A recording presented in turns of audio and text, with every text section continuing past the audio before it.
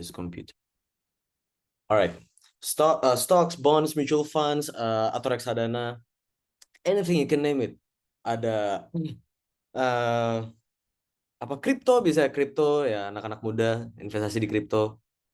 Terus ada lagi a lot of things yang bisa kalian investasi sebenarnya.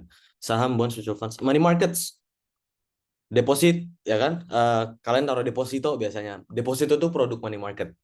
Deposito, certificate of deposit, a lot of things.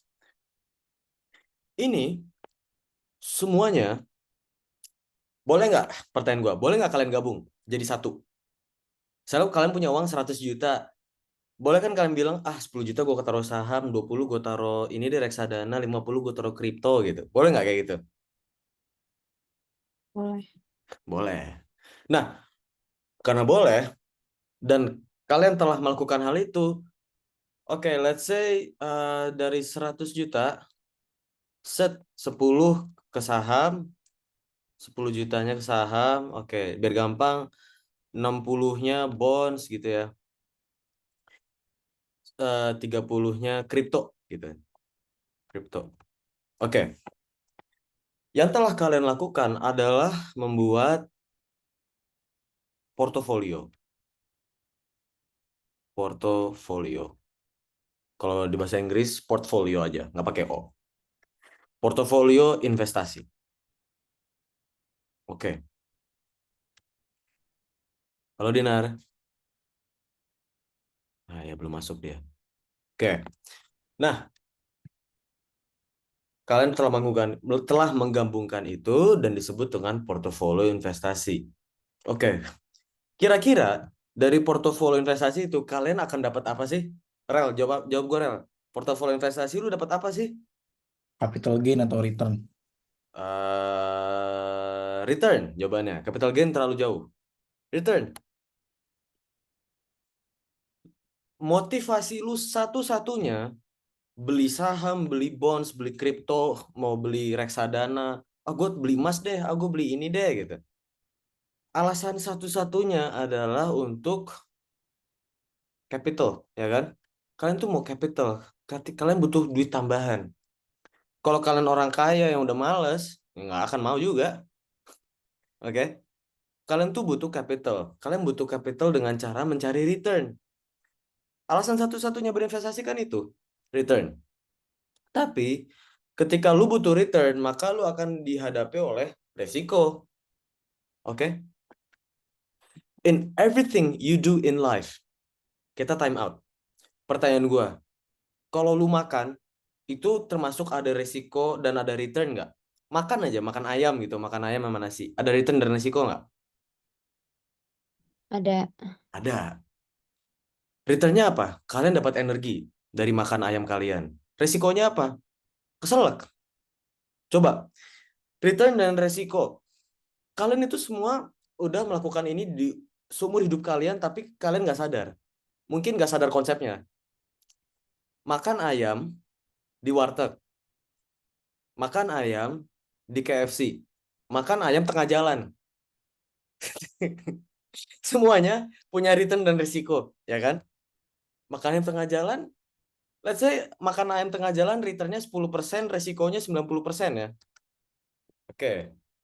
Kalau makan ayam tengah jalan 10%, 90%, gue pikir kalau makan di KFC mungkin lu dapat returnnya oke lah 60%, lu satisfy banget gitu. Ini ukurannya ngasal. 60%, 10% ini apapun lah. Anggap aja makin besar makin bagus, makin kecil makin jelek. Ini return, ini risk. Oke.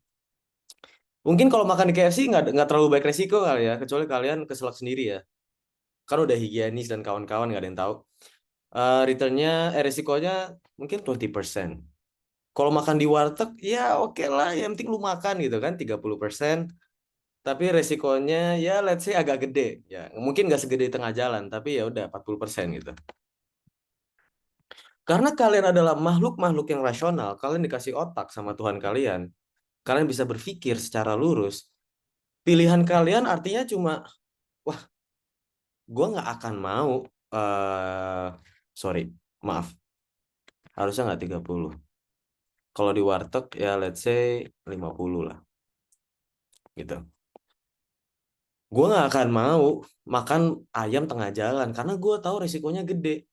Emang makan ayam tengah jalan salah kan? Enggak juga. Emang makan ayam tengah jalan bakal ditabrak? Enggak juga kan? Lah, kalau jalannya lagi dibangun gimana? Nggak ada yang mau nabrak kan? Kalau jalannya tengah di komplek jam 1 pagi gitu, nggak akan ada yang nabrak juga. Jadi kuntilanak naik sepeda, ya. Tadi lucu di kepala gue. Nah, terus, nah, jadinya gini. Karena kalian tahu itu adalah keputusan yang tidak rasional. Tidak rasional dari mana?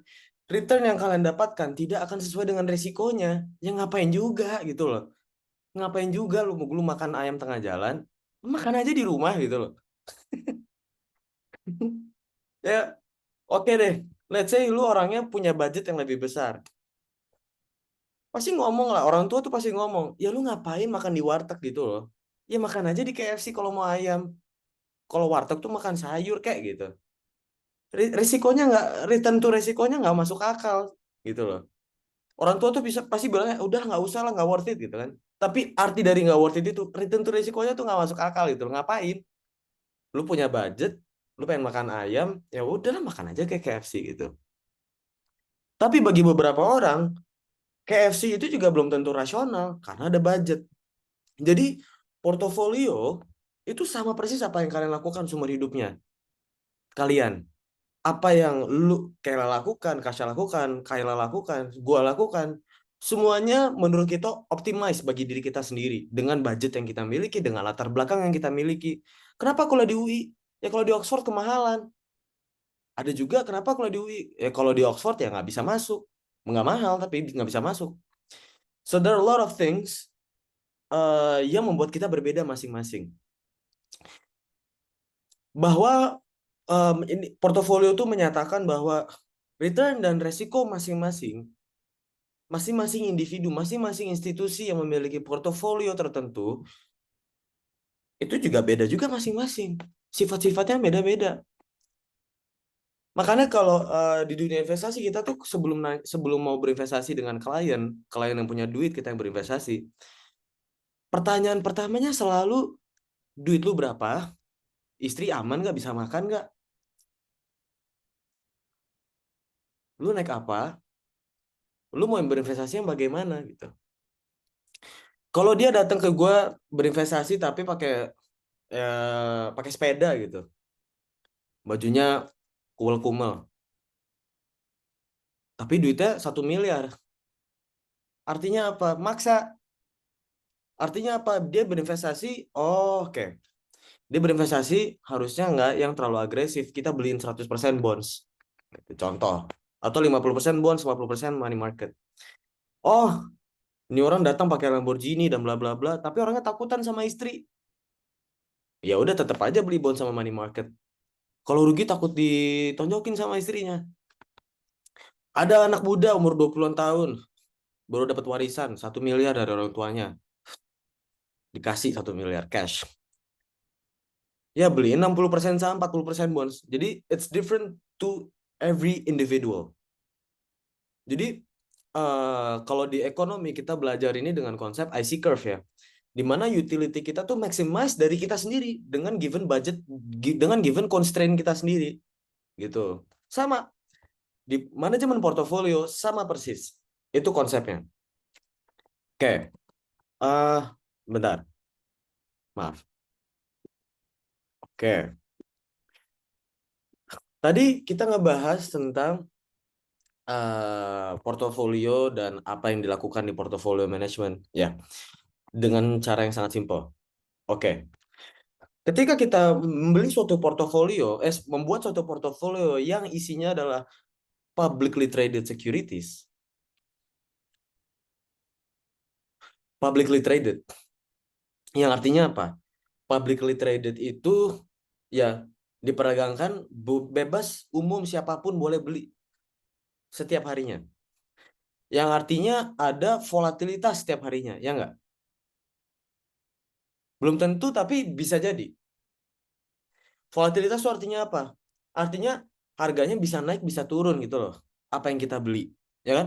Mau lu beli stocks, mau beli bonds, mau beli crypto, mau beli anything, ya itu bisa, itu ada volatilitasnya. Oke. Nah, eh kita mengukur volatilitas. Kemarin kalau yang udah les sama gue itu ada Dinar, Alicia, sama Kai. Volatilitas tuh diukur dengan sigma, ya, dengan sigma. Sigma itu adalah standar deviasi. Oke, ini konsep statek. Pelan-pelan aja, kita pelan-pelan aja. Jadi eh, sigma atau atau standar deviasi itu adalah hasil dari akar theta kuadrat. Oke, tapi sebentar. Terus Tan, bedanya apa nih theta kuadrat, theta dengan S gitu kan? Bedanya, karena kemarin kalian udah belajar statek, mungkin ada yang kayak inget, ini bukannya standar deviasi S gitu, bukannya theta juga, atau sorry, atau sigma gitu. Eh, ini ini adalah properti dari populasi. Oke, ini adalah properti dari sampel. Gua akan jauh-jauh ke populasi dan sampel ya. Tapi artinya gini nih, ini sama-sama standar deviasi, mau sigma mau S. Tapi intinya kalau sigma itu adalah khusus untuk populasi, yang artinya semua konstituennya, semua anggotanya diketahui gitu loh. Misalnya yang masuk akal, kita mengukur volatilitas dari eh masuk keluar anak kosan di Permata Sukses gitu. Masuk akal karena gampang kan, paling cuma 50 orang, 40 orang yang diukur kan. Coba kalau ngukur pendapatan masing-masing orang di Indonesia gimana? 290 juta orang, mungkin udah nyaris 300 sekarang ya, atau udah lebih, I don't know. Gimana ngitung satu-satu? Nggak akan mungkin. Makanya ada sampel. Nah, standar deviasi yang dihitung dari situ itu adalah sampel, seperti cara kerja quick count kemarin ya. Jadi gue ngulang statistik yang kalian juga belajar statistik kok sekarang di pelajaran yang forecast-forecast itu loh. Oke. Volatilitas diukur dengan theta atau standar deviasi, yang standar deviasi adalah akar dari variansi ya. STDF itu adalah akar dari varians. Oke. Nah, rumusnya gampang. Rumusnya gampang. Jadi, rumus standar deviasi yang normal adalah yang bukan normal, maaf. Yang sampel adalah nilainya, oke, sigma dari I sama dengan satu, nilainya, nilai datanya dikurangi dengan rata-rata di datanya, dikuadratkan. Nah, ini artinya sigma ini ya, itu ditambahkan dengan nilai-nilai yang lain gitu. Rata-ratanya kan kita sudah tahu, X bar tuh rata-rata, rata-rata sampel ya. Dibagi dengan N kurang satu, titik. That's it. Oke. Sigma dari datanya dikurangi dengan rata-rata datanya, dikuadratkan per N-1. Let's say datanya cuma 1, 2, 3. Oke. Maka standar deviasinya bagaimana? 1, nah rata-rata kita hitung dulu. 1 tambah 2 tambah 3 per 3 gitu kan. 4, 5, 6, 6 per 3, 2 gitu ya. 2. 1 kurang 2 kuadrat. Ditambah, kita ambil 2-nya, 2 kurang 2 kuadrat. Tambah 3 kurang 2 kuadrat gitu loh. Diper, berapa N? Ada berapa anggota? 3. Kurang 1, 2. Maka hasilnya bla bla bla. Oke, you guys get it. Ini adalah standar deviasi. Sorry, hasilnya diakarkan. Maaf, akarin semua. Nah, ini hasilnya semua dapat diakarkan. Kan tadi, maaf, ini variansi sampel. Standar deviasinya kita akarin, itulah hasilnya. Maaf, tadi gue lupa akarnya. Oke. Nah, itu tadi yang hasil standar deviasi itu apa? Hasil standar deviasi adalah resiko. Jadi, oh standar deviasinya 15, 0,15.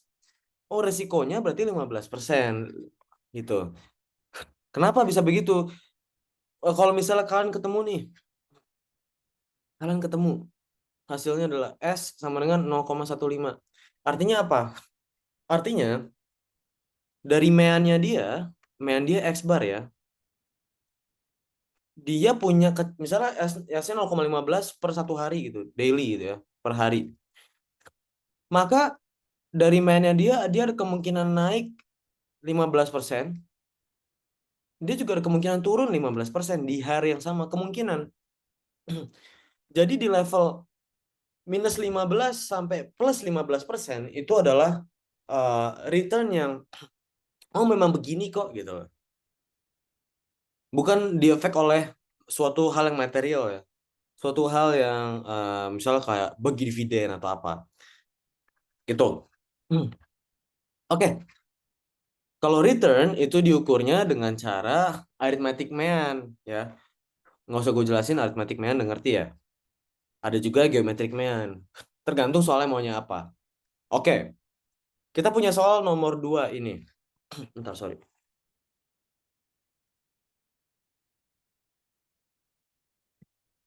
Eh, oke.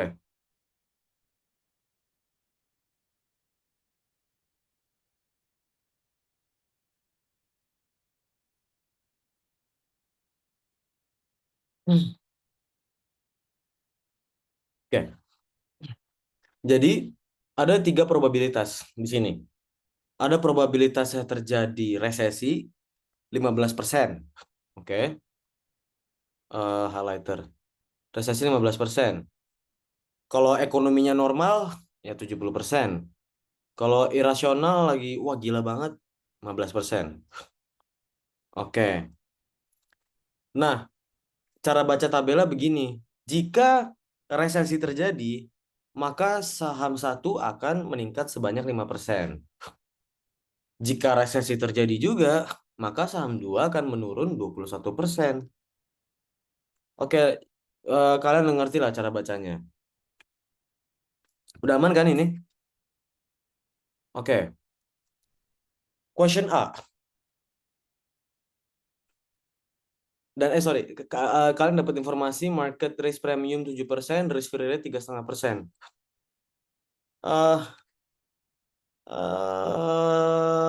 kayaknya kayaknya nggak penting deh itu.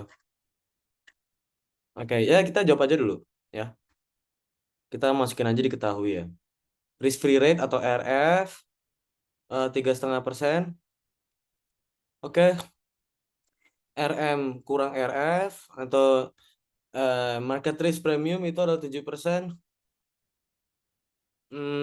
Ya, sekarang pertanyaan A. What are the expected return and standard deviation of each stock? Oke, expected return, kalau kita ngomongin dengan probabilitas, maka kita gabungkan setiap probabilitas itu semuanya dijadiin satu gitu loh. Misalnya nih, kayak gue kerjain ya, gue bingung cara ngejelasinnya, tapi coba liatin aja.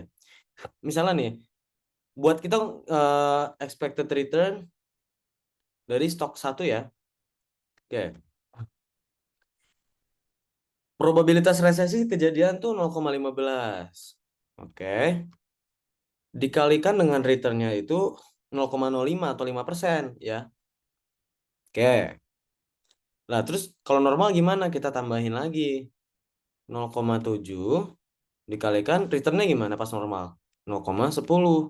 Oke. Ditambah 0,15 kali 0,07. Jadi intinya itu kita ngegabungin kalau semua probabilitas itu digabungin kita weighting the average sorry kita weighted the probability into the returns hasilnya berapa itu loh maksudnya expected return kalau menggunakan probabilitas. Please ini eh jangan dicatat,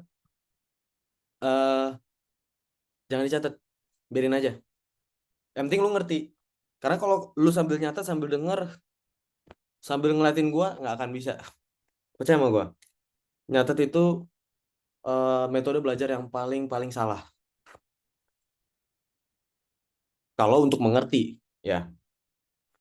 Oke, kita hitung aja langsung dapat hasilnya itu 8,8%.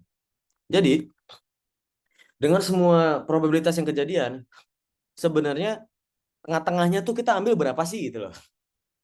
Kurang lebih gitu. Karena kebetulan beratnya probabilitas tuh berada di normal, ya berarti kurang lebih angkanya bakal di sekitaran 10%, ya kan? Bener kan 8,8%? Ya nggak jauh-jauh lah dari segitu. Oke, terus kita hitung expected return dari saham 2 ya. Ini exactly the same thing. Berarti kan 0,15 dikali 0, negatif 0,21 ya, ditambah dengan 0,7 kali dengan 0,18. Ini kalau ada pertanyaan selak aja. 0,15 kali 0,39. Oke, terus gimana nih? Hasilnya eh bentar. Tadi gue hitung. 15,3%. Oke. Dari sini apa yang bisa kita konklusikan? Sebenarnya saham 2 kemungkinan besar akan memberi return lebih besar ketimbang saham satu. Kalau dikasih dengan informasi ini aja, apakah kalian bisa bilang, ya udah deh, beli saham 2 aja? Bisa bilang gitu nggak?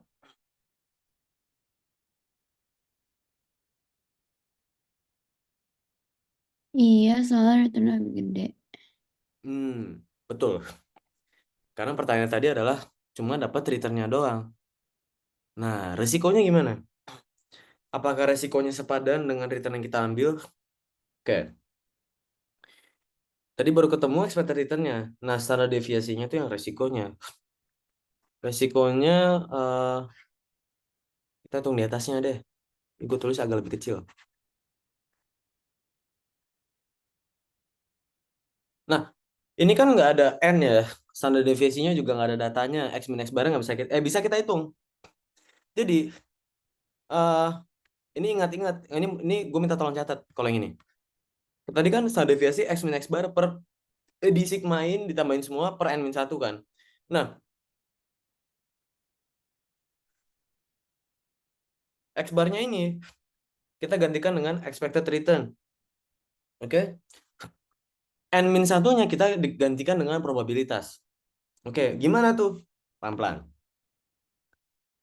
Kita hitung sigma dari saham satu.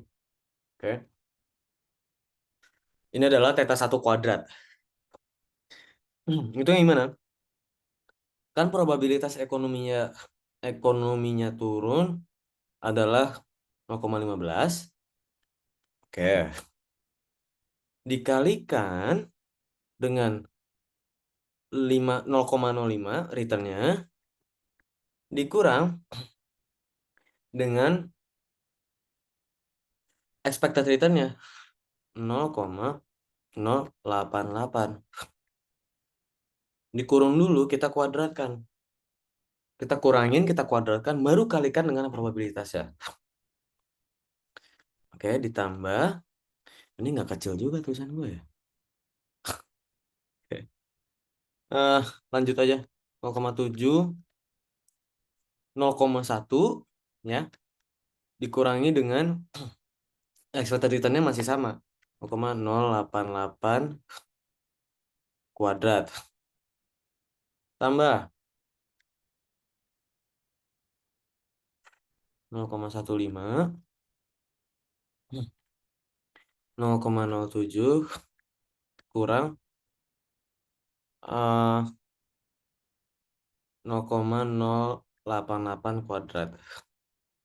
Nah, itu udah langsung dapat sigma dari 1 kuadrat. Hasilnya tuh 3,66%. Perintahnya itu adalah standar deviasi ya. Standar deviasinya berarti kan diakarin ya, 3,66%. Hasilnya adalah ini akarnya pindah ke kanan jadi pangkatnya pindah ke kanan jadi akar. Hasilnya adalah 6,05%.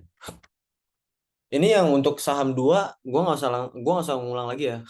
Ini sampai sini ada pertanyaan nggak ngitungnya gimana?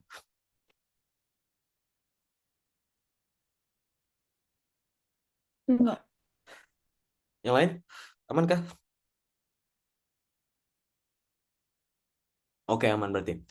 Nah, ini theta 1, sigma 1, sigma 2 hasilnya adalah bentar.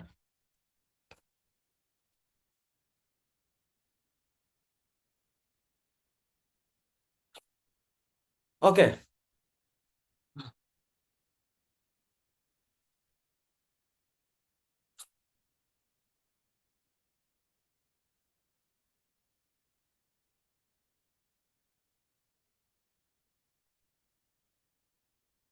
Kalau kalian membeli saham satu, kalian akan mendapatkan return 8,8%. Tapi resikonya 6,05%. Nah, kalau saham 2, returnnya 15%. Tapi resikonya 16,93%. Kalau kalian investor yang rasional, pilih saham 1 apa saham 2?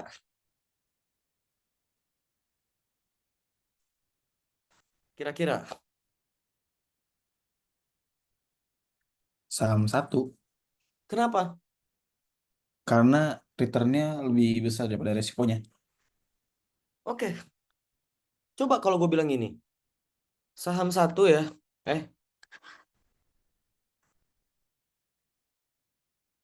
Saham 1. Return resiko ya. Returnnya 15%. Resikonya 10%. Saham 2. Returnnya 30%. Resikonya 20%. Pilih saham yang mana?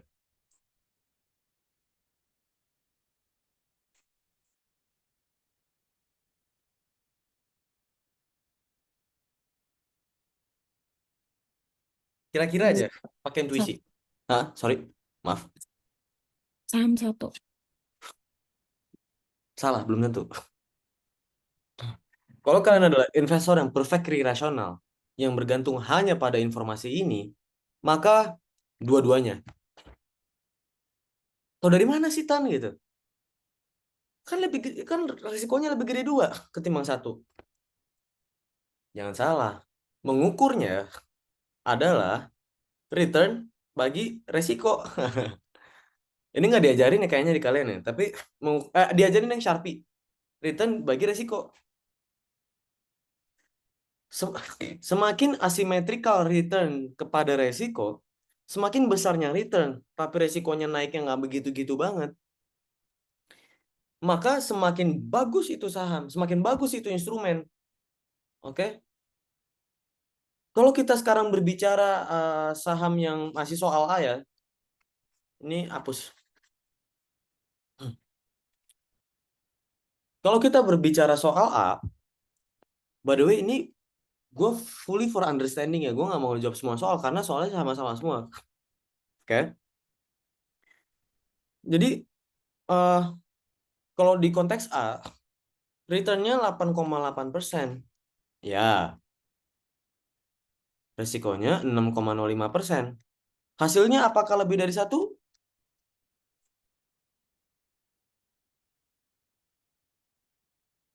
8 bagi 6 pasti lebih dari 1 lah ya. Ya nggak? Coba.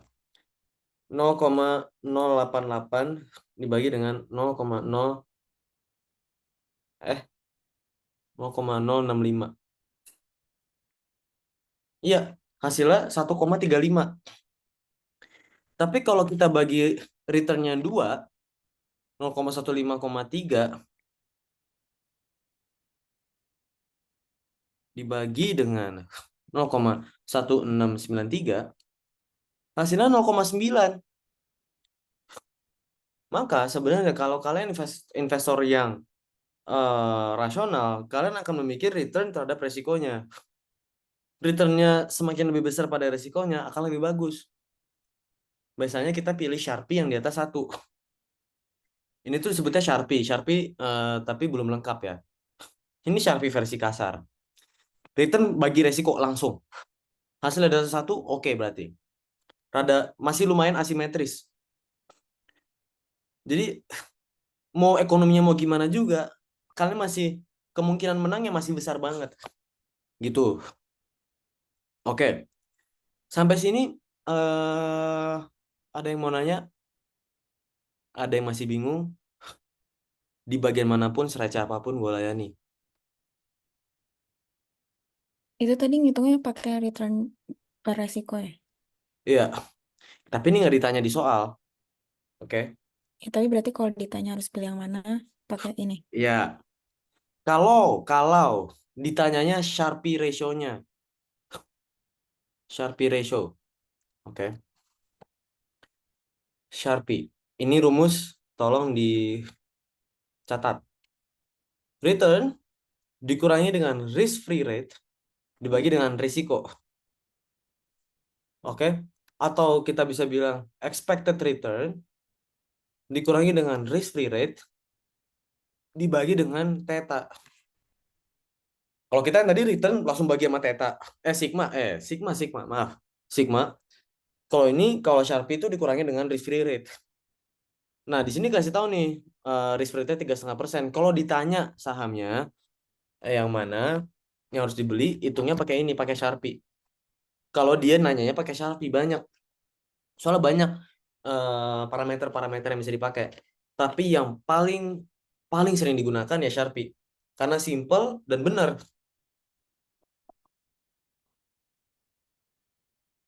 Oke, move on. B. What are the covariance and correlation coefficient of returns? Setan nih. Oke, nggak apa-apa, nggak apa-apa. Gua copy ini dulu. Copy ini dulu. Oke. B. Hah? Oke. Oke. B. Covariance and correlation coefficient. Jadi covariance itu rumusnya ini ya. Ini covariance pakai probabilitas ya. Ada lagi yang pakai N. Jadi rumusnya covariance itu mengukur dari aset satu dan aset 2 mengukur returnnya. Covariance nilainya adalah menggunakan probabilitas ya. Sigma dari I sama dengan 1 ya. Probabilitasnya dikalikan dengan returnnya dikurangi dengan return 1 dikurangi dengan expected return 1 ya. Tadi kan tadi X min X bar gitu loh. Tapi kan ada dua yang kita bandingin.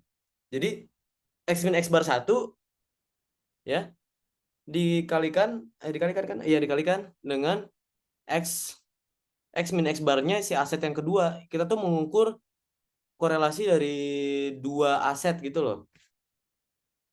Sorry, bukan belum korelasi tapi covariance itu versi halusnya dari korelasi.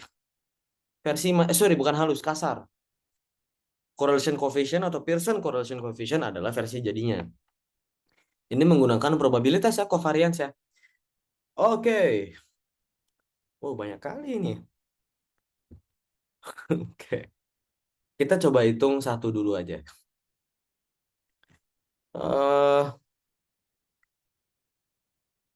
Iya kan, saham satu, saham dua kita kita gabungin jadi satu. Oke. Kita tulis ya. Cov dari 1 dan 2 adalah 0,15 dikalikan returnnya berapa? 0,05 tuh returnnya pas lagi resesi ya. Tadi expected returnnya berapa? Expected returnnya saham satu 0,08 ya. 8. Aduh, nih, maaf nih whiteboardku udah aneh.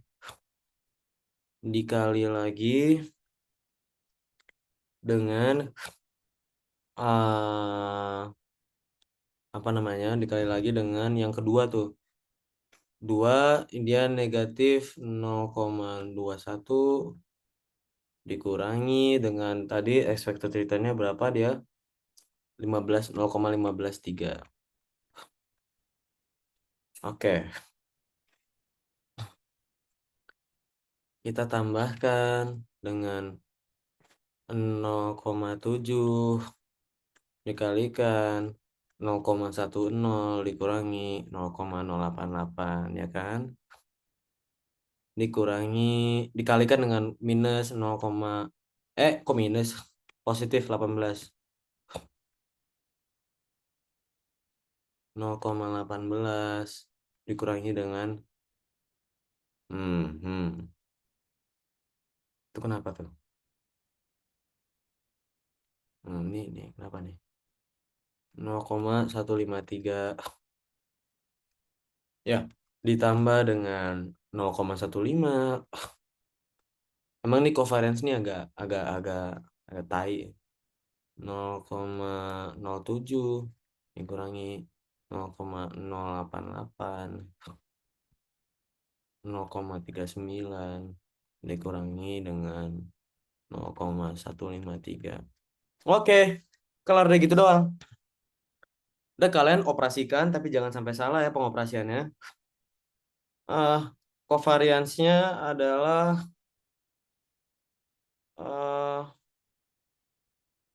ya covariance hasilnya tuh 16,56%.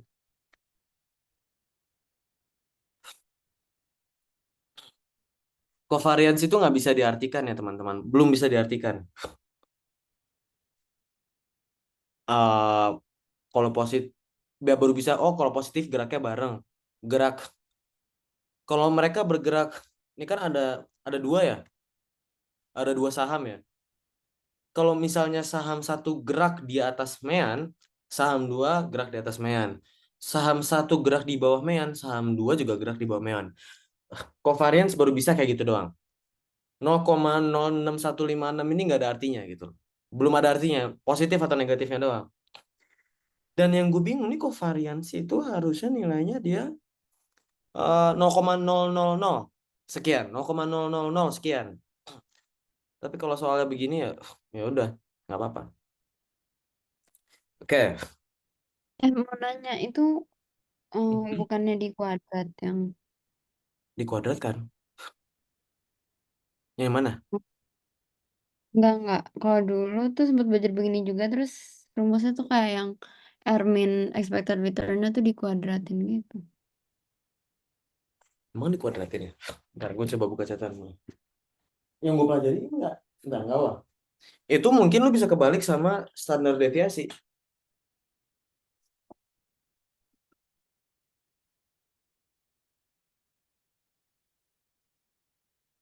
Sama gue mau nanya dong, berarti kalau misal covariance itu ini berlaku buat kedua stoknya kan? Nggak yang kayak satu stok punya covariance sendiri. Betul, betul Oke. sekali.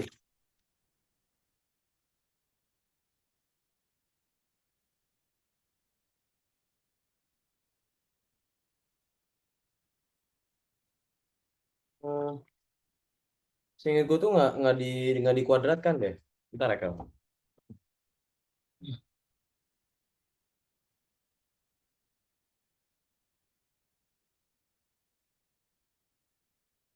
Oh enggak kok nggak dikuadratkan. Jadi kalau covariance emang begitu. Gue takut salah. Benar. Kalau covariance sudah dikuadratkan. Kalau kalian pakai, kalau kalian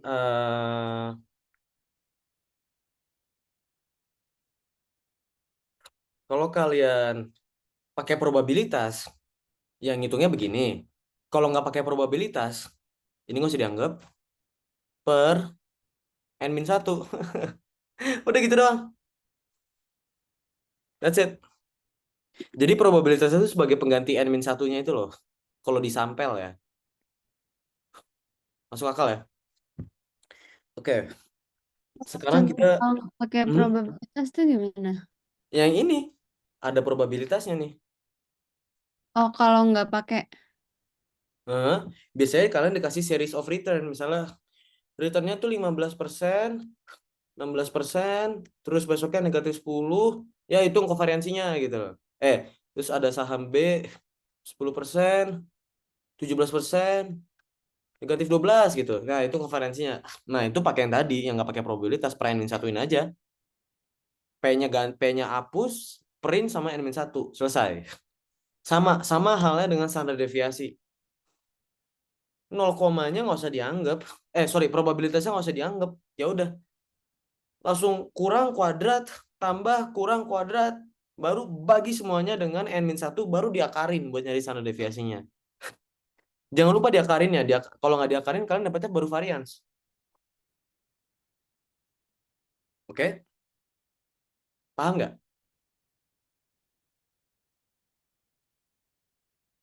Ya. Oke, oke, paham. Oke. Nah, kalau koefisien korelasi, dia ada rumusnya lagi. Tapi gampang diingat. Jadi, koefisien korelasi itu digambarkan dengan rho. Rho. RHO. Rho, ini dibolak-balik aja nih. Kovariansi dari 1 dan 2 per theta dari 1 kali theta dari 2. Sigma dari 1 dikali sigma dari 2.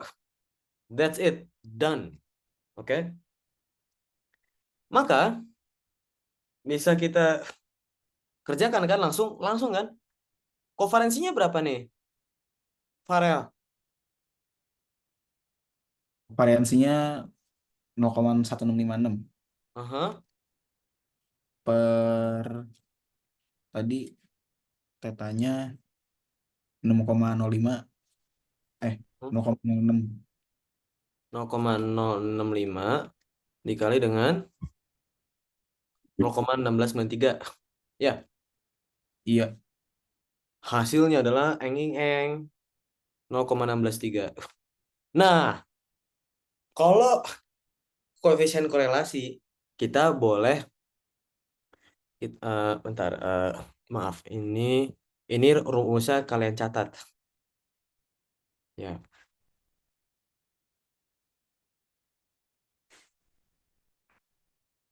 oke. Rumusnya ini. Nah, ini bisa dibolak-balik. Kalau ditanya kovariansi nih misal ini takutnya ngejebak. Kovariansi itu bisa pakai yang tadi gua ajarin yang panjang atau enggak pakai yang ini aja. Kalau koefisien korelasinya ketemu, standar deviasi 1 dan standar deviasi 2 ada, langsung aja dikali. Ya kan? Bayangin aja, kalian bisa lakuin algebra di luar kepala lah ya. Kovariansinya pindah ke kiri, rho-nya pindah ke kanan. Maka hasilnya kovariansi sama dengan rho kali theta 1 kali theta 2. Udah langsung. PR-nya kalau kovariansinya nggak ketemu, itu kalau ini nggak dikasih tahu emang ditanya ya. Nah, kalau sekarang juga kita dapat rho sama dengan 0,163, maka bisa dibilang ini weak correlation. Biasanya tuh 0, sekian sampai 0, sekian dibilang weak, 0,5 ke atas sampai ke berapa oke, strong. Kalau jadi rho itu nilainya itu bounded dari -1 ke 1. Udah, korelasinya nggak bisa lebih dari -1 dan 1. Jadi the value of rho itu lies between -1, between sama dengan -1 sampai dengan kurang dari sama dengan 1. It cannot be more than that or less than that. Kalau -1 artinya apa? Dia adalah perfectly uncorrelated. Perfectly negatively correlated. Sorry, perfectly negatively correlated. Kalau korelasinya positif 1, artinya adalah dia perfectly positively correlated. Oke? Oke, siap. Oke. Keep.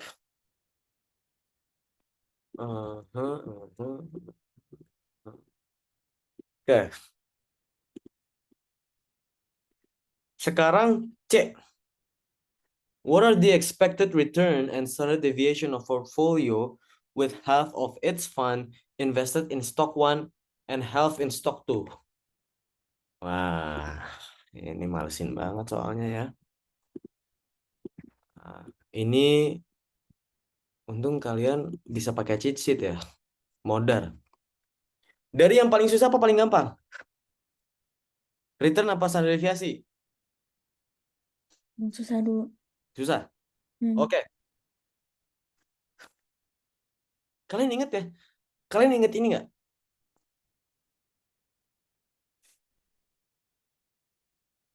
Hmm, bisa dilanjutin nggak?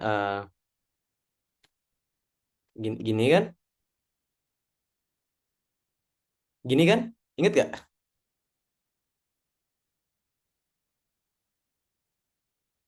Gue gimana? Rel, bantuin dong, Rel. Gue lupa, Rel. Yang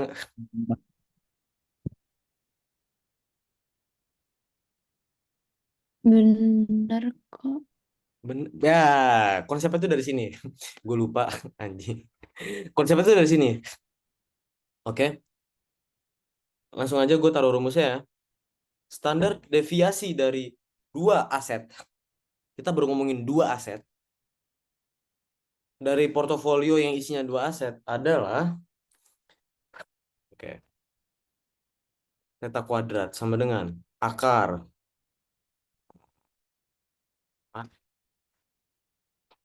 aset 1, weighting aset 1 dikuadratkan ditambah bukan ditambah, dikalikan. Nah, udah salah kan?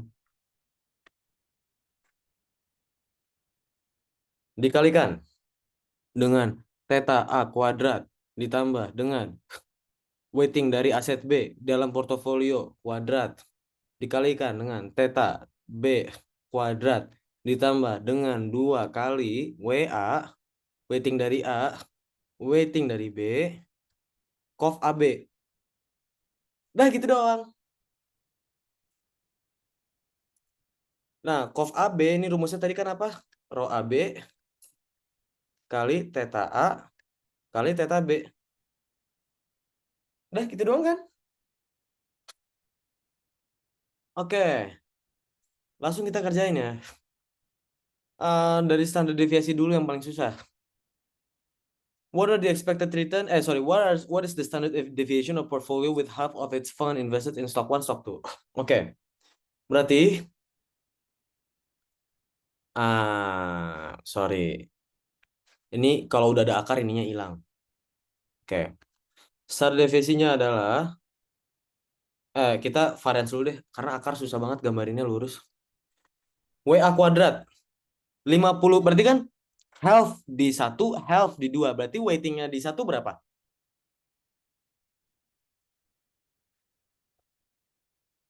%. Berapa? 0,5. Ya, betul 50%. Ayo, Rel, lanjutin Rel, rumusnya Rel. Berarti 0,5 dikali tadi standar deviasi Kuadrat kuadrat kali kali theta A-nya berapa? 0,06 kuadrat. Emang iya. Lah, iya kan? Bentar. Hmm, mana sih tadi theta A-nya? Theta 1 0,065. Iya. Kuadrat. Terus lanjut R. 0,5 kuadrat terus 0,5 kuadrat tambah tadi 0, kali kali 0,16 tadi. ya 16/3. Kuadrat Ya. Oke, ditambah 2 dikali. kali ini 0,5 kali 0,5 ya berarti. Aha, aha, jangan ragu, jangan ragu. Oke. Sama tadi covariance dari AB-nya 0,1656. Nice. Dapat.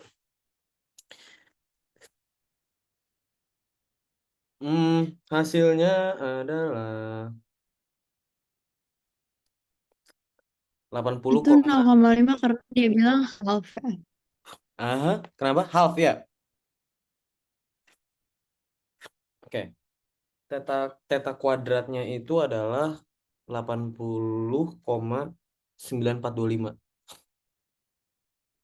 Tetanya adalah akar dari 80,9425. Sigma theta. Sigma sama dengan akar 80,9425. Hasilnya adalah tadang, kelar. Oke. Rel, terus expected return-nya gimana, Rel? Apa expected return-nya? Tadi kan ER1 berapa? Ini kan baru Tadi, ketemu nih standar deviasinya, kan belum expected return. oh, R1-nya tadi 8,8%. 8. R2-nya 15,3%. Ya, pintar. Terus gimana caranya kita cari tahu expected return dari portofolionya? Berarti R1 kali 0,5% tambah R2 kali 0,5 gitu. Ya, betul. Berarti 0,5 kali 8,8%. Ya, ditambah berarti expected return dari portofolio ya. 0,5-nya kan kita taruh di yang 8,8%, ditambah yang 0,5 kita taruh di 15,3%. Hasilnya adalah saya berapa nih? 12,05. Oke, udah dapat.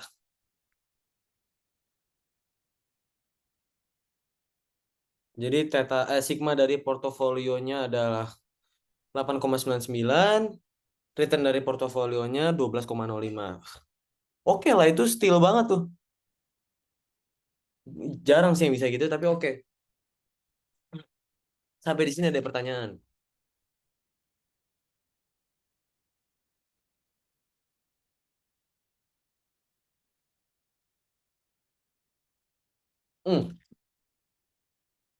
Ada pertanyaan dulu nggak? Dari siapapun? Aman nggak? Can you do the hand thing? Oke, nice. Nice, thank you everyone. Thank you, thank you. Oke. Kita lihat ya sekarang ya. Ingat angkanya baik-baik ya. Kalau aset 1, aset 2 kita gabungkan akan menghasilkan expected return 12,05% dengan resiko 8,99%. Oke. Ya, di bawah tuh angkanya ya. Nah, padahal kalau kita berinvestasi masing-masing, maksudnya kayak nggak usah digabungin gitu loh. Udahlah lu ya beli satu, beli dua gitu. Padahal kalau kita beli saham satu, kita dapetin return 8,8% dengan resiko 6,05. Kalau beli saham 2, 15,3 dengan dengan resiko 16,93. Sebenarnya dua-duanya nih agak jelek menurut gua. Kenapa? Karena ya ampun, gue cuma dapat return 8% gitu loh. Ya gue tahu sih risikonya kecil, tapi returnnya kurang besar. Oke. Kalau 2, aduh ya kali. Namanya judi ini mah. Ya kan? Risikonya lebih gede. Ini kayak makan ayam tengah jalan. Balik lagi tuh.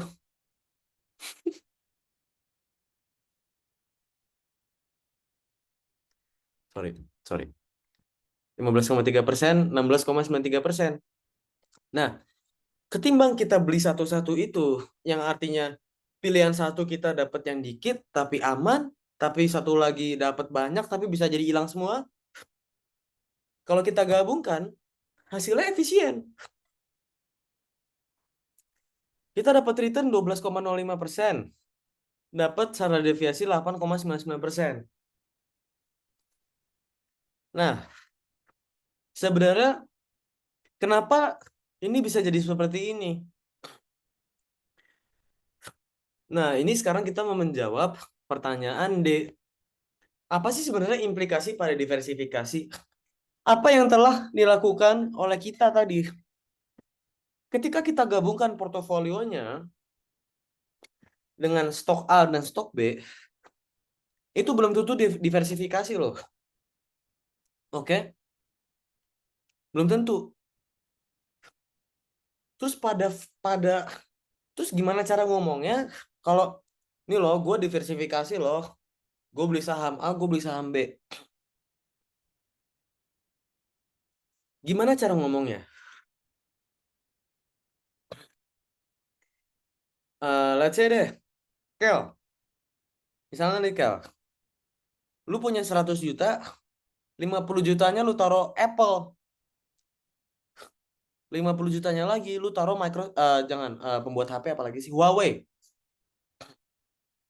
Yang lu lakukan adalah diversifikasi atau ya udah beli aja. Diversifikasi. Kenapa?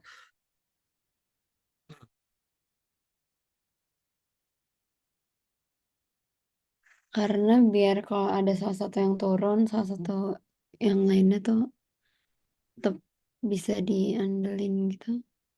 Iya. Tapi kalau kasusnya Apple dan Huawei, apakah menurut lu kerjanya nggak barengan tuh? Kan sama-sama jualan HP. Kira-kira aja, intuisi. Nggak salah, nggak benar. Yang lu bilang tadi udah bener, itu konsep diversifikasi. Em Jujur nggak tahu sih, walaupun sama-sama HP, tapi kan brandnya beda. Nggak tahu. Iya, iya. You're right. Ada argumen seperti itu, ada argumen seperti ini, argumen seperti itu, argumen seperti ini. Nah, variabel yang mengukur diversifikasi kalian adalah dari raw. Oke? Kalau raw-nya ini di +1, ini di -1. Kalau raw-nya semakin ke kiri, semakin bagus diversifikasinya. The more uncorrelated the investments are, the better the diversification. Kenapa? Karena ketika raw-nya adalah negatif, lihat rumus atas, dilihat. Ketika raw-nya itu negatif, maka ini semua satu kesatuan ini akan jadi negatif nggak?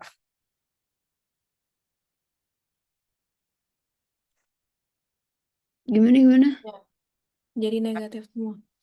Nah, kan ini +2 WA WB COF AB ya kan? COF AB kan hasil dari perkalian rho AB kali theta A kali theta B. Ya kan? Oke, sorry. Ini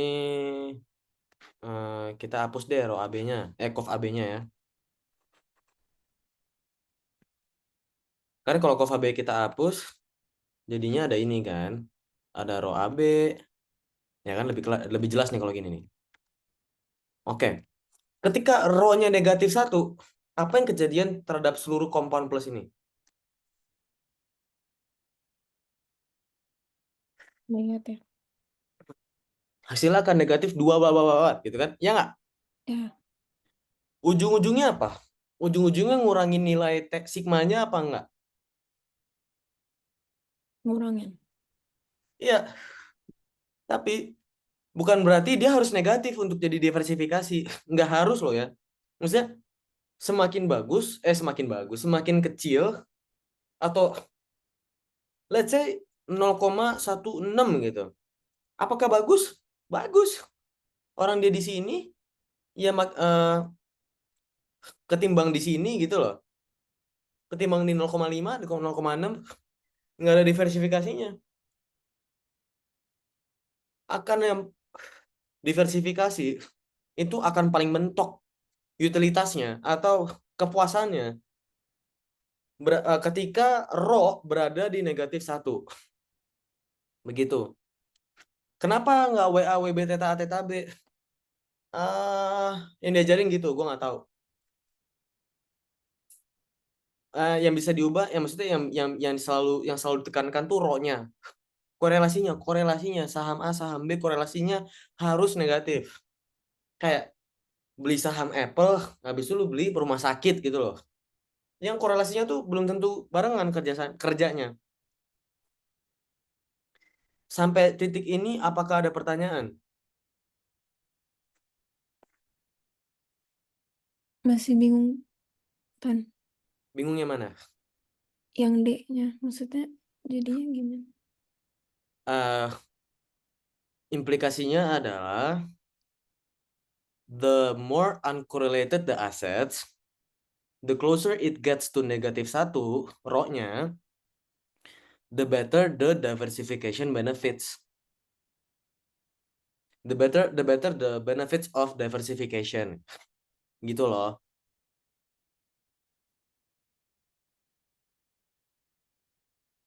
Aman nggak?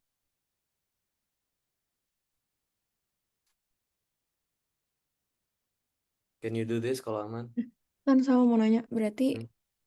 kalau misalnya kita ditanya suruh pilih saham 1 atau saham 2 kan tadi nanya bentar. Kalau pakai Sharpe ratio kan bisa pakai rumus. Mhm. Ya kan? Mhm. Tapi kalau misalnya nggak pakai rumus, itu bisa nggak? Nggak bisa lah. Gimana caranya? Kan kita bandingin return terhadap resiko. Terus tadi kita taunya kalau misalnya digabungin lebih bagus tuh karena apa? Karena kita dapat return yang lumayan besar, resiko yang naik dikit dari beli saham 1, tapi turun jauh dari beli saham 2. Ya kan? Oke. Resikonya saham 1 6,05. Resiko saham 2 16,93. Kalau kita digabungin 0,5 atau 50 tuh, kita dapat resikonya 8,99%. Nambah dikit aja. Tapi kamu bisa dapat return yang lebih besar pada 8,8% tuh. Returnnya 12,05. Which is good. Kenapa bisa kejadian seperti itu? Karena korelasinya kecil 0,16 ya kan?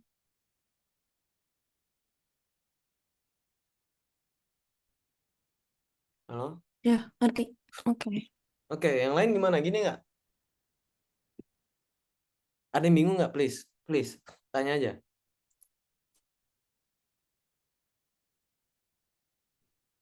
Kela, Alicia, Dinar. Tidur ini. Alicia hadir. Alicia hadir. Oke nggak, Alicia? Oke, mantap, Fatan. Susah Siap, banget None. tadi. Siap, None. Aman. Oke. Capek sih ngajar ginian, susah banget soalnya untuk diterima kadang-kadang. Oke. Oke. Ini sama persis nggak sih? Expected return, ya covariance, korelasi, ya expected return. Kalau digabungin lagi. Hah? Oh iya, digabungin lagi. Ya udahlah, nggak usah kita kerjain kali ya. Karena sama aja. Mau dikerjain. Karena konsepnya sama persis. Kalian plug and play rumus. PR aja PR. Ya udah, kalian kerja sendiri aja, emang PR kalian kok. Oke. Ya.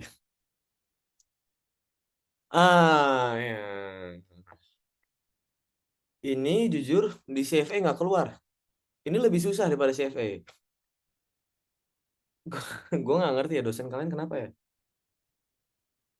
Ini susah, ini susah. Oke, gue harus nyontek dulu nih kalau ngerjain ini. Jadi kalian tuh dapat saham PT Maguwo, PT Darmo, ya. Expected return-nya di Maguwo 20%, si Darmo, resikonya 35. Oke. Kalau kita bikinkan rasio 20 ke 35, berapa sih? Ya, 0,2 dibagi 0,35, hasilnya 0,57. Oke, 0,57. Kalau Darmo 0,15 bagi 0,2, 0,75. Oke. Pilih saham Darmo aja. Kalau mau digabung gimana? Nah, itu dia. You are asked to calculate the proportion of the optimal risky portfolio that should be invested in PT Maguwo dan PT Darmo. Nah, ini tanya nih apa nih gitu kan? The proportion of the optimal risky portfolio that should be invested in PT Maguwo, PT Darmo. Yang ditanya tuh loh, Jadi meminimalisirkan standar deviasi weighting yang harus kita taruh di Maguwo berapa? Dan taruh di PT Darmo berapa? Ya kan cuma ada 2 pilihan. Berarti kalau udah ketemu satu, yang satu ketahuan dong, ya nggak? Gue taruh 60% deh di Maguwo, ya jelas-jelas Darmo 40%, ya nggak? Ya dong, yoi. Oke, gue nggak tahu kalian diajarinnya gimana, tapi gue tuh nangkepnya kalian itu pakai kayak gini. Jadi kita coba pakai rumus. Ini kalian ACC dulu ke dosen kalian ya, bener apa nggak caranya? Gue nggak tahu. Atau kurang di mana atau bagaimana? Ya, weightingnya kita kalikan sama dengan theta 2 kuadrat, sigma 2 kuadrat kurang rho kali rho, sigma 1 kali sigma 2 ya, per theta 1 kuadrat tambah theta 2 kuadrat kurang 2 rho theta 1 theta 2. Oke, ini yang gue dapetin nih. Tapi kalau ada yang nggak begini, kalau menurut dosen kalian nggak begini nih salah, ya udah pakai cara dia. Oke, sebenarnya inti soalnya aja sih, kalian ngerti gitu. Sebenarnya mau nyari apa? Caranya sih bisa beribu cara. Oke, kita masukin 0,2 kuadrat ya, dikurangi dengan 0,3 kan, correlation coefficientnya 0,3.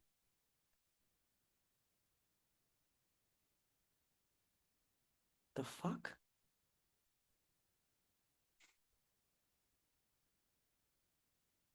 Emang masuk akal?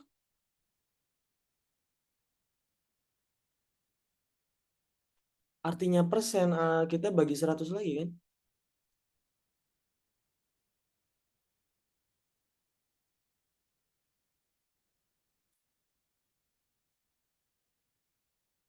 Hmm.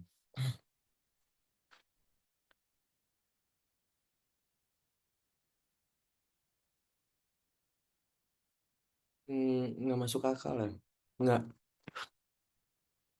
Ini hypothetical value banget.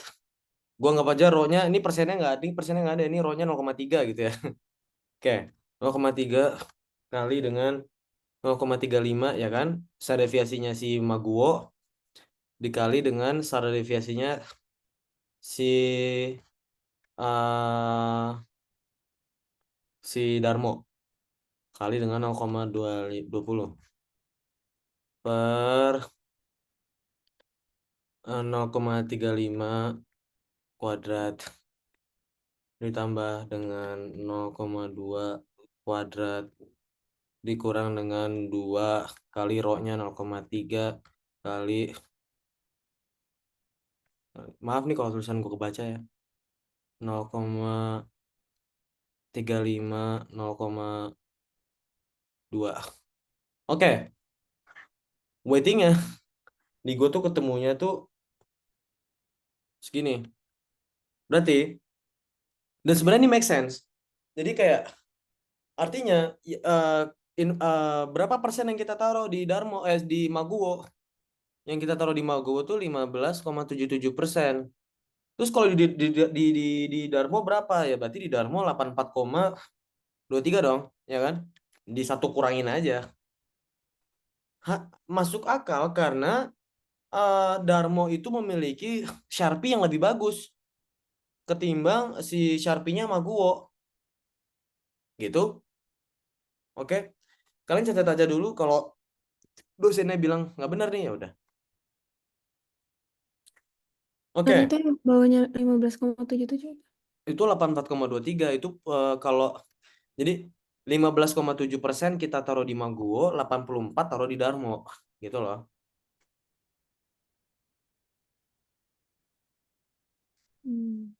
Tapi level kalian tuh harusnya belum nyampe sini, Bang. Soalnya gue juga belum nyampe sini di CFE. Aneh banget, sumpah. Oke. B. Standar deviasi. Ya, standar deviasinya itu ya kita hitung lagi aja kayak tadi ya. Rumus yang ini persis. Masukin ulang. Standar deviasinya bla bla bla bla bla bla 19,23. Oke. Nah, terus ditanya expected return-nya of the optimal risky portfolio. Ya udah kan berarti kita masukin aja expected return-nya kan 0,1577 dikali dengan 0,2 ya kan. 0,2 tuh dari sini nih Maguwo. Kita taruh 15% di Maguwo dikalikan expected return-nya tambah 0,8423 dikalikan 0,15. Hasilnya adalah hold on. Hasilnya mana ya? Hasilnya 15,78%. Oke. Nah, you are asked to calculate the impact on Sharpe ratio in your portfolio if there is an increase of risk-free rate 1% and decrease in standard deviation portfolio by 2%. Oke.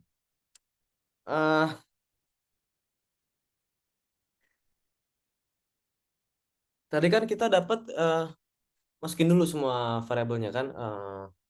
Tadi teta portofolionya berapa? Teta portofolionya itu kan 19,23. Sigma. Expected return portofolionya berapa? Ini R. Eh,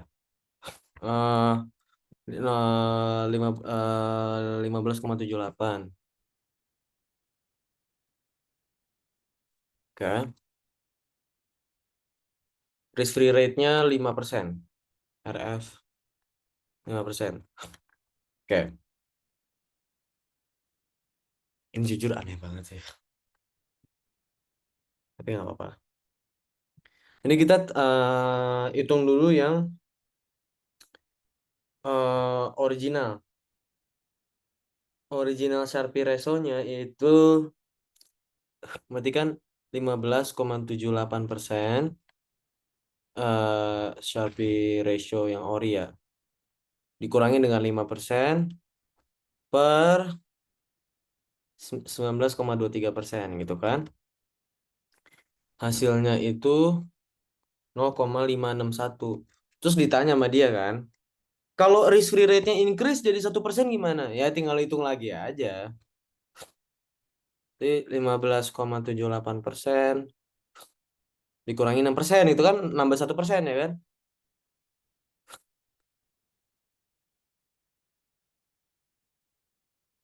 By 1%. Oke betul dosennya. 19,23%. Hasilnya adalah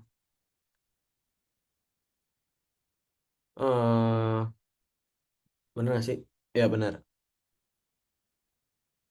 Ya. Bentar, ini digabungin apa? Oh, digabungin N. Berarti ada kenaikan 1%, dan ada penurunan 2% standar deviasi gitu ya? Itu nggak sih?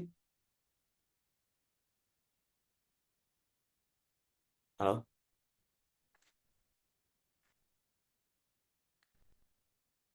Yang ini loh. Ya, ya. Ya, betul kan?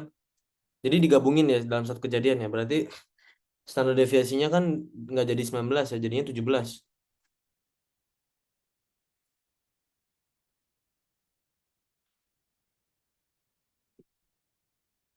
Oke. Hasilnya adalah kalau udah dihabisin tuh jadi 0,567. Berarti Sharpe ratio-nya naik dikit karena penurunan dari theta yang lebih besar impact-nya daripada kenaikannya si RF. Jadi naiknya RF harusnya ngurangin, tapi penurunannya theta sigma itu lebih besar. Kalau sama-sama naik turun 2% kayaknya nggak ada bedanya deh. Sampai sini bingung nggak?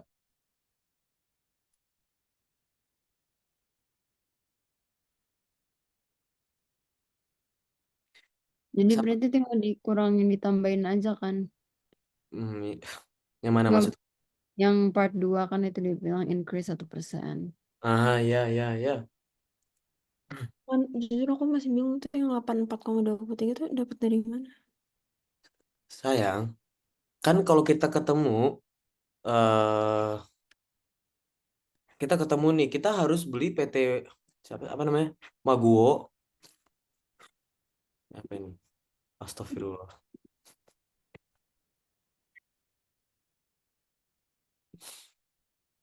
Kita harus beli PT Maguwo 15,77%. Ya enggak? Dari perhitungan ini, oh kita harus beli PT Maguwo 15,77%. Ya enggak? Iya. Kira-kira, kira-kira aja pakai intuisi kamu. Kita beli PT Darmo berapa persen? Oh, oh ya deng, sorry. Ya oke. Maaf. Karena tuh gitu ya. Ngomong nggak pernah dengerin. Didengar tapi tadi bingung. Ya, oke.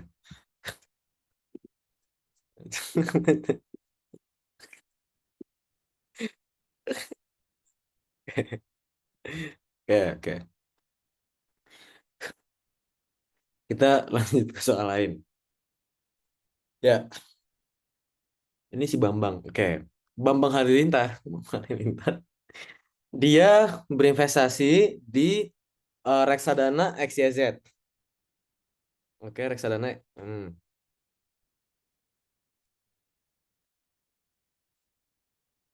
Reksadana XYZ. Oke. Yang bisa dibilang tuh XYZ itu fully diversified portfolio. Oke. Fully diversified. Yang artinya di reksadana XYZ isinya tuh ada saham teknologi ya kayak Gojek, ada saham rumah sakit, ada saham kontraktor lah, apalah, ABCDE lah ya banyak. Terus dia berinvestasi senilai 800 juta rupiah. Oke.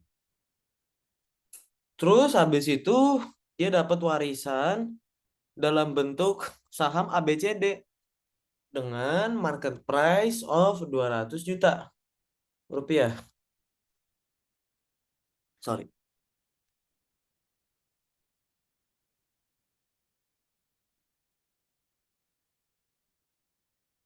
Expected return untuk reksadana XYZ, expected return itu 12% per tahun. Oke. Ops.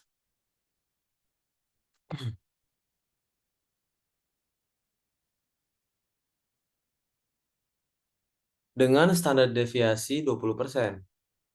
Oke. Ini persis kayak tadi tapi ya bukan saham tapi bentuknya reksadana. Nggak usah dibikin bingung.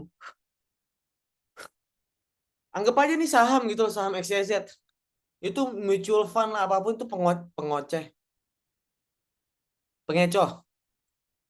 Oke. Expected return dari ABCD itu 16%. Standar deviasinya 25%. Oke. Koefisien korelasinya itu 0,4. Nah, masuk akal nih. Bambang itu lagi considering several alternative portfolios. Dan dia mau kita bantuin. Oke. Kalau Bambang masih berinvestasi dengan cara yang sekarang, oke, 800 juta di XYZ, 200 juta di ABCD. Berapakah expected return dari Bambang's new portfolio? Siap. Ayo Bang, kita kerjain Bang. Berarti kan?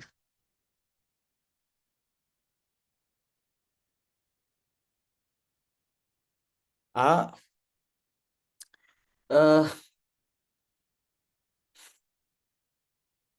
berarti kan India berinvestasi 800 juta di XYZ, 200 juta di ABCD, artinya ya 80% di XYZ, 20% di ABCD ya. Gitu kan? Sampai situ ngerti nggak? Ya. Oke. Berarti Expected return-nya kan berarti kita weightingin aja kan 0,8 dikalikan dengan expected return dari XYZ ya kan 0,12 ya ditambah dengan 0,2 20% dikalikan dengan ABCD berapa? 16% ya expected return-nya ya. Ya, hasilnya adalah 12,8%. Oke.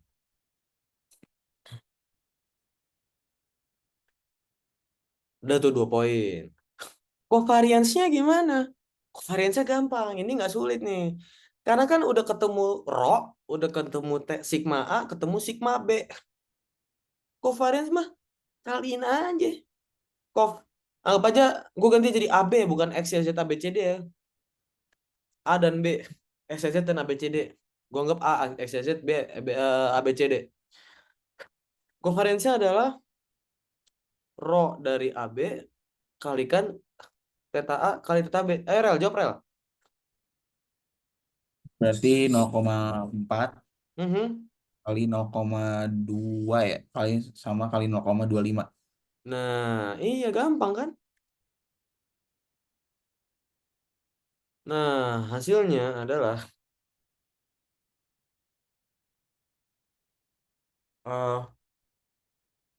2%. Ya, 2%. Oke. C. What is the standard deviation of Bambang's new portfolio, including ABCD shares? Sama persis apa yang kita lakuin tadi ya. Persis, karena kan cuma 2 nih. Oke. Mana? Nah, yang ini nih. Ini diingat, dicatat dengan baik. Baik-baik.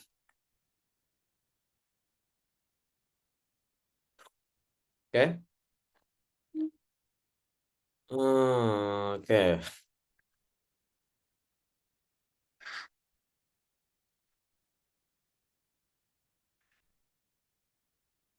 Eh,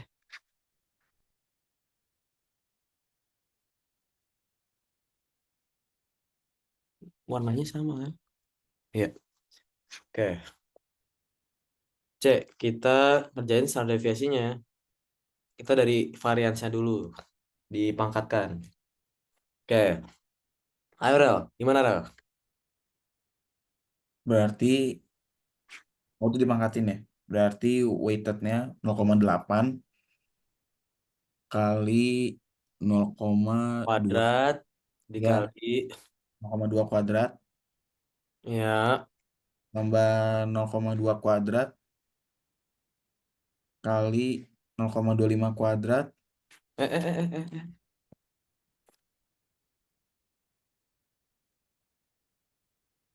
Oh iya, ya. Oke. Oke. heeh, tambah Tambah 2 dikali 0,2 uh kali iya kali 0,8 kali tadi berapa kovariansnya 0,02. Iya. Nice. 2,02. Hasilnya adalah eh 0,0345 ya. Lalu kita pindahkan akarnya ke kanan ya. Ini kan, ini hasilnya adalah 18,57%. Oke, udah tuh, C udah kejawab 10 poin. Kalau Bambang mau jual ABCD sekarang nih, if Bambang wants to sell ABCD shares and invest the proceeds from the sale in a government bond, artinya dia jual ABCD, dia beli bond, bondnya government tuh Sisun, which is considered risk-free with an interest rate of 6% per annum. D. What is the expected return from Bambang new portfolio? Dinar, bisa jawab nggak Dinar? D.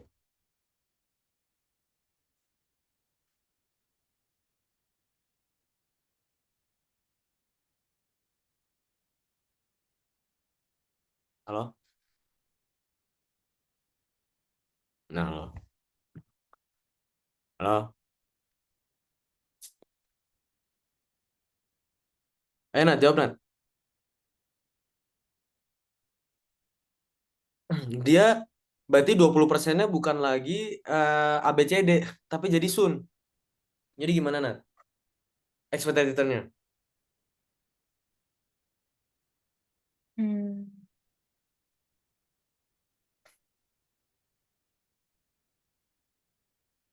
Berarti kan kalau yang ABCD-nya masih sama 0,2 kali 16%. Kan dia jual ABCD, artinya ABCD udah nggak ada Oh, dong. ya salah. 0,2 jadi Sun. 0,2-nya digantiin jadi Sun gitu. Ya, jadi Berarti 0,8 kali 0,12 Mhm. tambah 0,2 Ya, kali 6%. ya, easy. Ya kan? Mm-mm. Hasilnya adalah 10,8% ya. Ini bukan 0,06.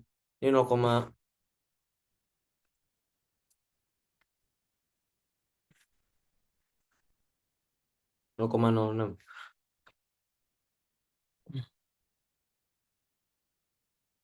Hasilnya adalah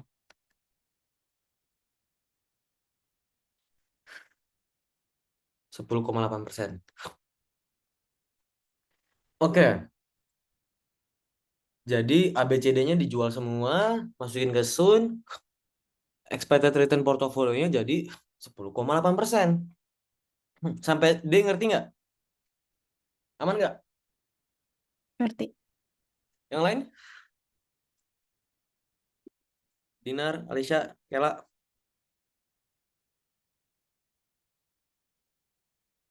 Aman. aman. Oke. Nah, terus eh what is the covariance between XYZ and Sun Mutual Fund? Ya udah ketemu lagi ya. Jawab Kel. Gimana Kel?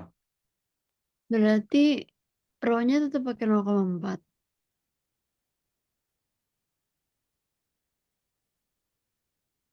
Oh iya ya.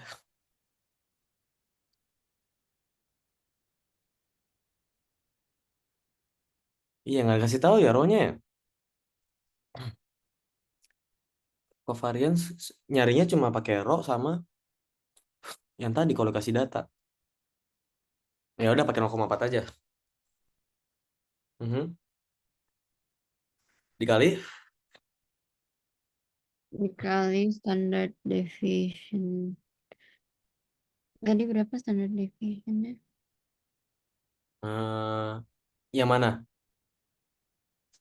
XYZ Iya, 20%. 0,2. Nah, Terus kalau Sun dikali. Nggak tahu. 0 Kenapa? karena dia free rate. Nah, catatan baru. Karena kan ini, pokoknya kalian udah baca berbau government bond. Oh Sorry, iya, iya. ya kan, ya kan, ya kan. Maka tidak ada resiko, nol, risk free, ya kan. Jadi Iya, coveragenya berapa? Dikali 0,4 kali nol 0. semua. Oh, 0. Ya, maaf, maaf. Oke, nah terus standar deviasi dari portofolionya Bambang gimana?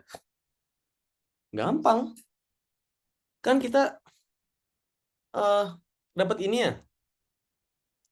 Anggap aja yang B itu nol.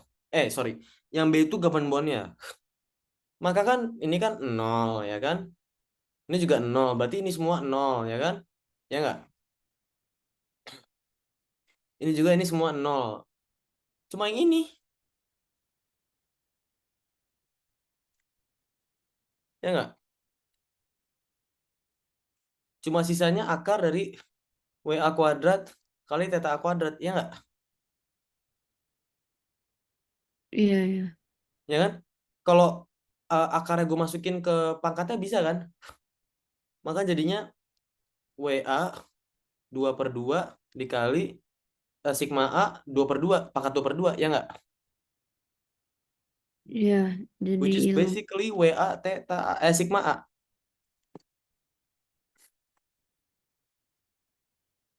Maka jawabannya cuma ya karena dia satunya risk free ya, dicatat baik-baik karena satunya risk free, maka uh,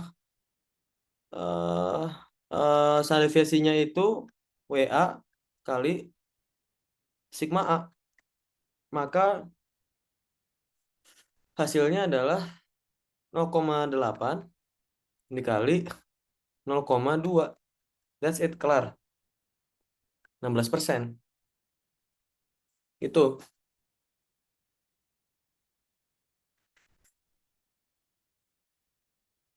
Sampai sini ada yang mau ditanya nggak?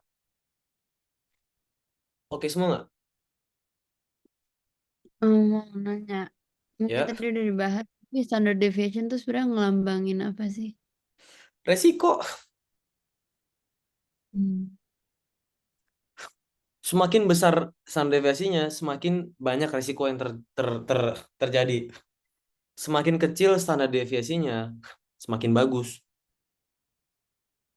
Gitu. Aman nggak? Akal.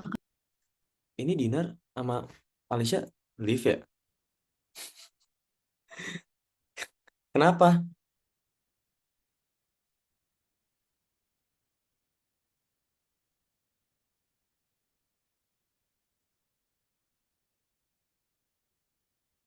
Itu aman nggak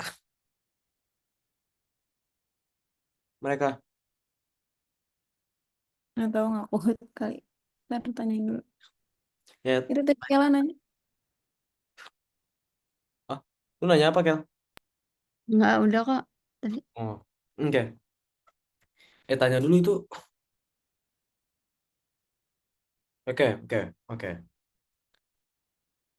Tapi sampai sekarang understandable nggak, Kel? Nat, Kash, Iya. Kel, Kash, understandable nggak? Aman nggak?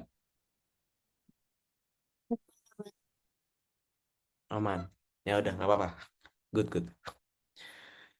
Oke.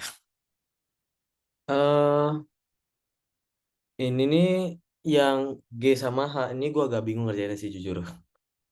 Karena gue nggak pernah belajar kayak gini, Oron ya.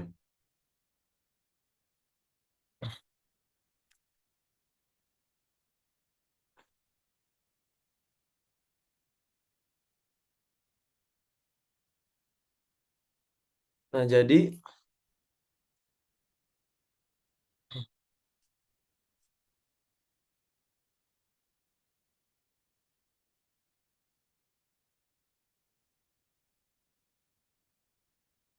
beta, beta adalah kovariansi dari AB. Sorry, sorry. Ditanya kan beta ya, beta ABCD berapa gitu kan?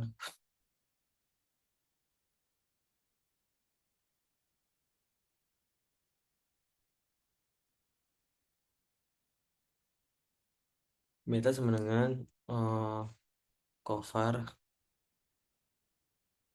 AB per var eh, variance. Sorry, sorry. Gue agak lupa.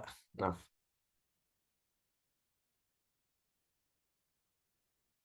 ya, var dari B. Oke, bukan var dari A. Kovariansi dari AB dibagi dengan var B. Itu Alicia Dinar gimana? Nah, Dinar udah nggak kuat. Alicia lagi di connect. alright. Oke. Nah, sekarang ditanya betanya ABCD berapa? Betanya ABCD. Betanya ABCD terhadap siapa? Terhadap siapa? AB. Nah, kita bisa nyari beta dengan cara expected return dari KPM ya. CPM RF tambah beta RM min RF. Bisa begini juga. Nah, dia nih ada RM-nya nggak? Ada market return nggak? Masalahnya nggak ada juga.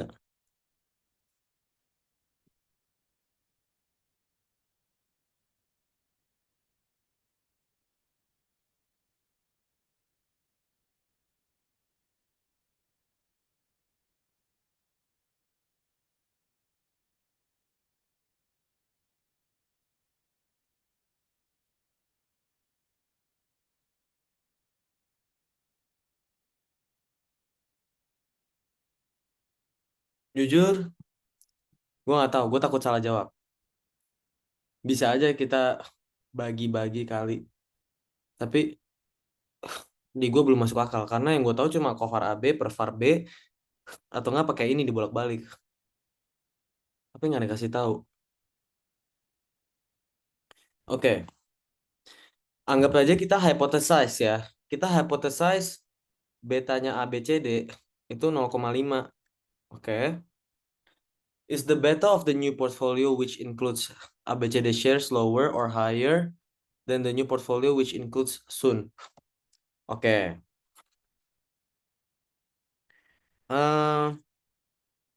Tadi kan kita dapat informasi bahwa betanya XYZ itu adalah 1 ya kan? Dibilang di sini. Betanya 1. Oke. Terus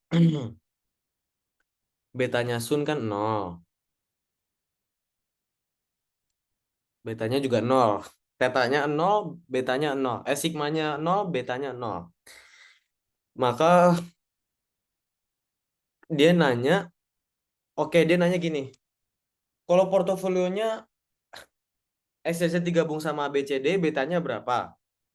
Kalau portofolionya XYZ digabung sama Sun, betanya berapa? Nah, yang mana yang lebih tinggi? Gitu yang dia tanya. Basically itu.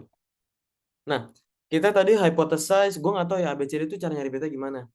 Sorry. Betanya ABCD, gue hypothesize 0,5. Oke. Maka beta portofolio yang ada Sun sama ada XYZ dulu nih. Sorry. Sun sama XYZ dulu nih misalnya. Berarti beta portofolionya kan cuma tadi naruh di XYZ kan 0,8. Ya kan? Dikali dengan 1. Ya nggak? Terus ditambah dengan beta portofolio ini dengan AB dengan XYZ ya. Berarti kan 0,2 dikalikan 0. Udah hasilnya 0,8 betanya. Kalau beta portofolio yang satu lagi ya 0,8 dikali 1 juga masih sama ya. 0,2 dikalikan dengan betanya BCD 0,5. Hasilnya adalah 0,9. Gitu. Oke, ini udah ngerti juga kalian. Ini juga udah. Nah, kalau ditanya yang begini nih, pokoknya misalnya nih, kayak kalau gue ngajar terlalu baik juga nggak bener ya. Ada X, ada Y, ada Z, ya kan? Stok X, stok Y, stok Z. Lebih bagus yang mana sih? Lu portofolio consist of XY atau consist of XZ? XY atau XZ gitu kan? Itu nggak? Cari, ya lu bandingin aja. Standar deviasi dari XY apakah lebih kecil, apa lebih besar, apa sama dengan dari portofolio dari standar deviasinya XZ. Yang lebih kecil yang menang. Udah, ABC sama gitu. Jadi ini soal nggak mikir, nih soal capek sih. Ya balik-balik lagi sama-sama semua sih ini. Lu tinggal nonton video gue ngerjainnya gimana, latihan sendiri. Caranya menang di latihan soal kayak gini, di soal-soal kayak gini lu liat soal aja. Paling kalau di ujian CV beneran paling cuma keluar 3-4 soal lah. Udah gitu dong. Hari ini guys. Ada yang mau ditanya lagi nggak? Beta 0,5 tuh gara-gara dia nggak ngasih tahu ya. Kenapa? Yang mana? Betanya ABCD 0,5 karena dia nggak ngasih tahu. Atau- Bukan, dia nanya ABCD betanya berapa. Nah, cara nyari tahu betanya yang gue tahu nih, yang diajarin cuma kovariansi dari AB dibagi dengan variansi B gitu loh. Hmm. Kalau ada satu lagi yang ini ER sama dengan RF tambah beta kali RM min RF. Nah, tapi gue nggak tahu yang lainnya. Gue nggak tahu yang dia nggak ngasih tahu kovariansi mana yang gue pakai, variansi mana yang gue pakai gitu loh. Jadi ya udah, gue takut salah. Nah, maksudnya itu takut salah pakai cover yang E atau yang B. Gue nggak tahu, aku nggak tahu cara ngerjain dia yang mana. Itu sih. Jadi mending tanya dosennya. Dia kan cuma caranya aja. Ya tinggal tanya dosennya. Hmm. Oke. Jadi berarti rumusnya yang bawah itu ya, cover AB Nah, per covar AB per var B atau nggak pakai yang ini. ER sama dengan ya LF tambah beta kali RM min RF. Iya begitu.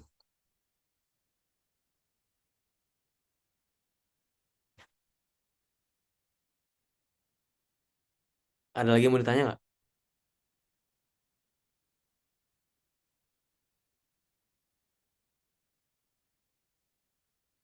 Udah sih, aman. Aman. Nah, Udah juga. Berarti yang minggu ini tuh keseluruhannya tentang ini ya, materinya. iya Semuanya. ini nih doang. Mm.